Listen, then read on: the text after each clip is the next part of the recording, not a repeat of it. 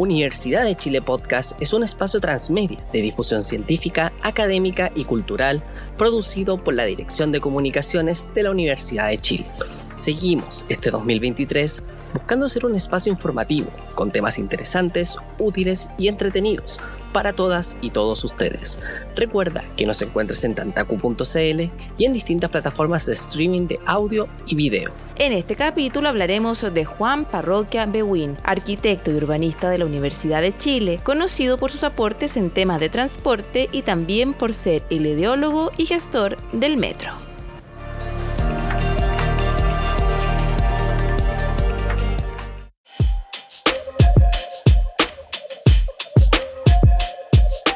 Son varios los elementos que hacen a una ciudad. Naturalmente encontramos a sus habitantes, sus edificaciones y el distintivo ajetreo diario de una gran urbe. Sin embargo, hay un elemento que, aunque evidente en la vida urbana, rara vez nos detenemos a analizar: los sonidos de nuestra ciudad.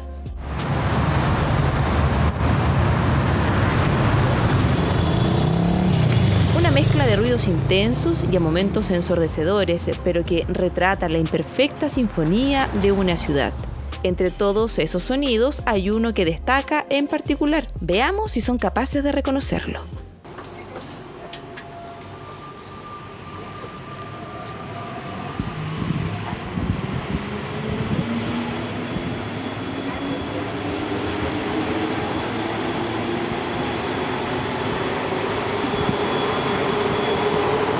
Próxima estación, Pedro de Valdivia. Un chirrido de acero junto al sonido de presión hidráulica solo podía venir del Metro de Santiago, principal arteria de nuestra capital. El tren subterráneo comenzó su construcción en 1969 y fue inaugurado en 1975. Hoy, en promedio, transporta a más de 43 millones de usuarios al mes. Esta es una de las principales obras del arquitecto y urbanista Juan Parroquia Beguín, quien, con su desarrollo, cambió para siempre esta ciudad. E inicia el cierre de puertas. Que plantea justamente un nuevo paradigma en ese entonces, lo que significaba también, yo diría que el concepto de la mirada sobre la ciudad-región, por así decirlo, porque efectivamente cuando uno habla de urbanismo, nosotros normalmente lo hablamos más en función de la ciudad como tal, una ciudad confinada, con límites súper definidos, pero mirar la ciudad de manera más sistémica, en un entorno mayor, por así decirlo, y entender lo que es la región como territorio habitado, creo que eso claramente fue una de las obras súper interesantes que acuñó Parroquia. A quien escuchamos es a Jorge Insulza, director del Departamento de Urbanismo de la Universidad de Chile, un área en la que Parroquia fue pionero y a la que dedicó toda su vida, tanto en el rol de urbanista como de académico de la Facultad de Arquitectura y Urbanismo de la Universidad de Chile, cargo que desempeñó por más de 40 años y cuyo legado aún perdura en las aulas. Hoy día, cuando uno trabaja en urbanismo y lo incluye en las aulas, lo primero que uno trata de instalar justamente es la idea de cómo funciona, insisto, la ciudad en un sistema mayor. Entonces, cuando nosotros hoy día hablamos, por ejemplo, de instrumentos que le llamamos los IPTs, ¿no es cierto? Instrumentos de planificación territorial que tenemos a toda escala, de nivel metropolitano, a nivel local y seccional, instalado, ¿no es cierto?, en lo que comanda la ley y la Ordenanza General de Urbanismo y Construcciones. Esos instrumentos de planificación territorial tienen que ver justamente con una manera de ordenar el territorio, y en esa lógica yo creo que Parroquia es absolutamente vigente. El testimonio de Insulza reafirma que la figura de Parroquia tuvo un profundo impacto en el urbanismo chileno. Pero, ¿por qué fue tan importante y por qué se le podría considerar el urbanista que movilizó a Santiago? Para ello debemos transportarnos a los años 50 de nuestra capital, pues esta historia de desarrollo urbano tiene muchos elementos de su historia personal. En 1955, un joven Juan Parroquia se tituló de arquitecto en la Facultad de Arquitectura y Urbanismo de la Universidad de Chile, una carrera que en la práctica nunca llegó a ejercer, pues su pasión era el urbanismo. Pero dado que en Chile no existía la carrera de urbanismo, Parroquia decidió irse a Bélgica a especializarse en esta área, específicamente al Instituto Superior e Internacional de Urbanismo Aplicado de Bruselas. Aquí empezó un largo viaje de descubrimiento personal, donde despertó su profundo interés en los sistemas de transporte público. Entre 1953 y 1965, Juan Parroquia Beguín recorre y visita todos los metros del mundo. Entonces eso es muy importante para la visión, digamos, de ser un conceptor de un metro que él va a instaurar aquí en Santiago, en Chile, ¿ya? Ahora, él también se da cuenta en estos viajes a Estados Unidos y a Francia, que está en Europa, la diferencia de visión, ¿no es cierto?, entre lo que puede aportar un transporte público en una ciudad y en Europa, en París y en otros metros, y la diferencia con Estados Unidos, donde la dependencia del automóvil es lo importante. Quien habla es Natalia Escudero, arquitecta y académica del Departamento de Urbanismo de la Universidad de Chile, además de coautora del libro Parroquia Urbanista, una publicación que detalla este proceso de búsqueda de un sistema que mejorará la movilización en grandes urbes. Son parte de una visión en que los urbanistas chilenos de la primera mitad del siglo XX mostraron tempranas medidas de sustentabilidad tanto a nivel de la ciudad como del territorio, ¿ya? Por ejemplo, ellos promovían un crecimiento de la ciudad según un modelo de desarrollo de ciudad semicompacto, con desconcentración concentrada en ciudades satélites que tenían distintos grados y funciones, pero eran ciudades satélites que ya existían, de una relativa autonomía. Y ese modelo de desarrollo semicompacto o compacto, hablan algunos, es el modelo de desarrollo sustentable. Tan solo pensemos, un urbanista chileno hablando de sustentabilidad en los años 50, definitivamente revolucionario.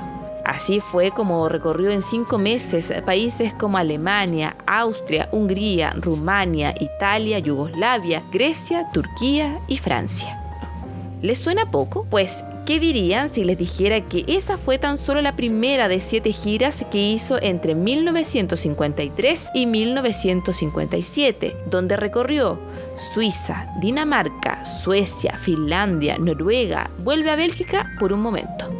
Sigue por África, la península ibérica, Gran Bretaña, Irlanda, Islandia, India, Nepal, China, países cercanos a China y un largo etcétera de otros países. ¿Quién no quisiera ser él, no creen? Pero lejos de lo que uno pueda creer, estos viajes representan la piedra angular de lo que sería una propuesta de transporte revolucionaria, pues cada país le dio una visión política, social y económica distinta de cómo se maneja un sistema de transporte público. Así lo indica María Isabel Pavés, doctora en arquitectura, profesora retirada de la Facultad de Arquitectura y Urbanismo de la Universidad de Chile y también coautora del libro Parroquia Urbanista.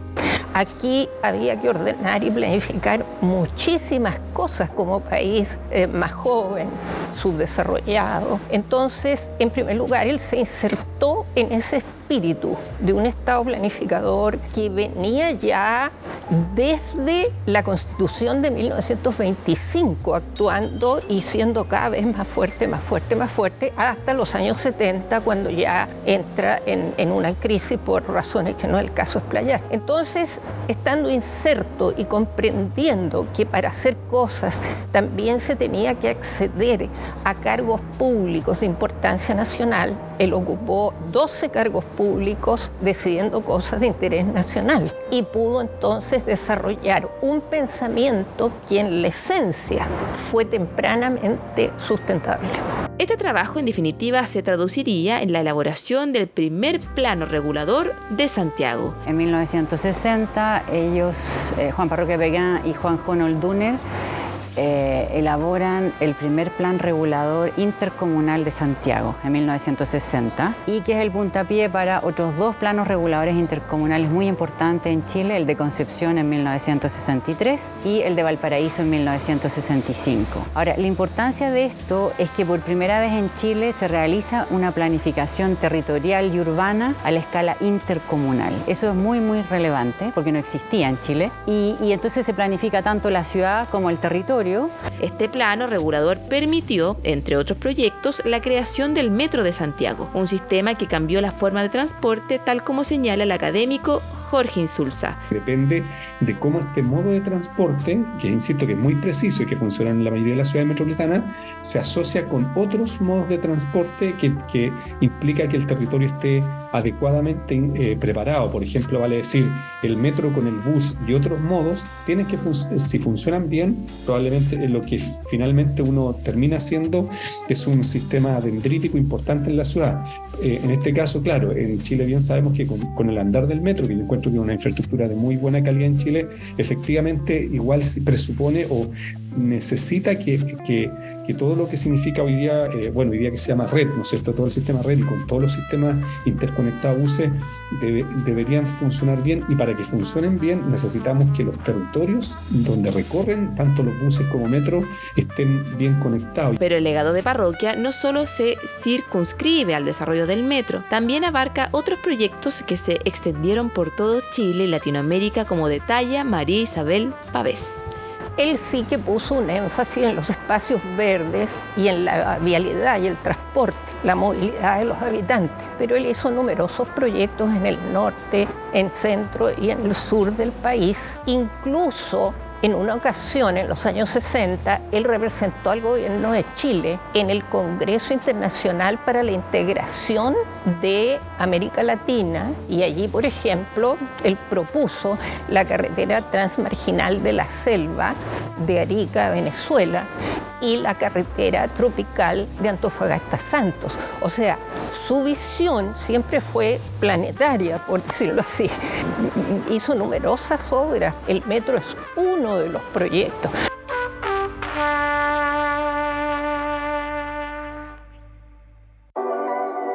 Ahora bien, de la manera en la que lo presentamos, el sistema de transporte público actualmente sería el sistema perfecto de transporte, ¿no?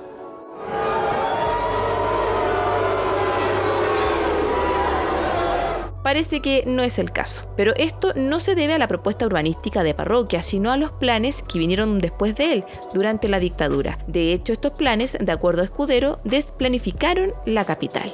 En 1979 en Chile se instaura una política nacional de desarrollo urbano que realmente marca un corte con todo lo que se había planificado antes en Chile y que tenía una visión de sustentabilidad, y aquí entonces empezamos un proceso de desplanificación urbana que lleva más de 40 años, y lo terrible es que hemos retrocedido porque en este proceso están todas las variables de la insustentabilidad, o sea, de la ciudad no sustentable, en un modelo de desarrollo que extiende cada vez más la ciudad. Eso es lo que pasa en Chile. Cada vez se van extendiendo, y ese es un modelo que no es sustentable. Parroquia lamentó mucho este proceso y provocó que se distanciara del proyecto que tanto le apasionó.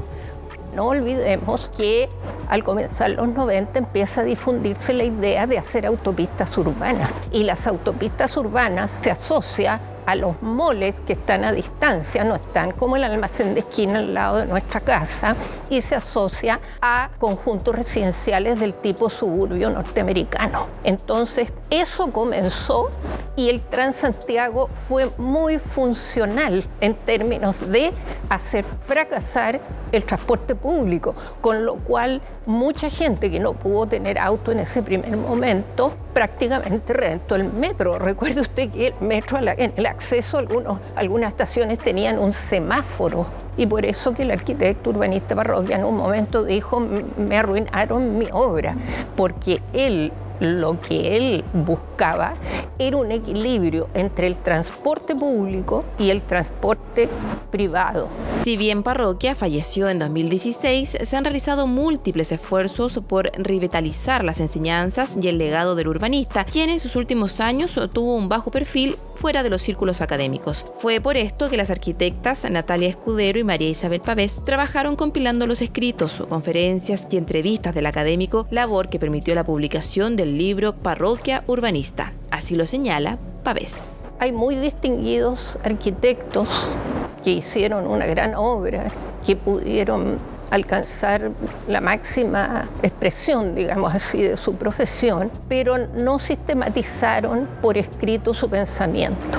En este caso nos encontramos con una persona que fue un gran realizador, pero una persona que también escribió su pensamiento, y lo escribió en momentos de gran motivación. Ese pensamiento fue comunicado puntualmente a sus estudiantes, y nosotras, al ver que había ese legado escrito, decidimos compilarlo, seleccionarlo, porque los escritos de él son mucho más que los que vienen en el libro, compilarlo y publicarlo. Natalia Escudero plantea además que este trabajo contribuye a revitalizar ideas y proyectos que siguen estando vigentes a más de 6 años de su fallecimiento.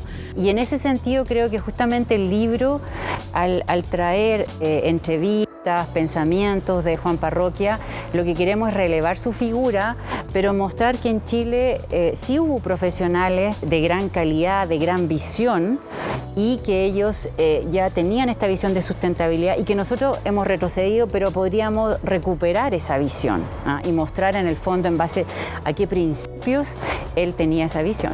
Santiago se le reconoce como una ciudad enorme y a momentos intransitable para quien recién la conoce. Por ello resulta difícil imaginar que hace 60 años alguien tuvo la visión de desafiar al automóvil y pensar en una ciudad para todas las personas. Esta es la importancia de rescatar voces y testimonios valiosos del pasado, pues muchas veces de ellos logramos aprendizajes para nuestro futuro, siendo el ejemplo más claro la obra y legado de Juan Parroquia.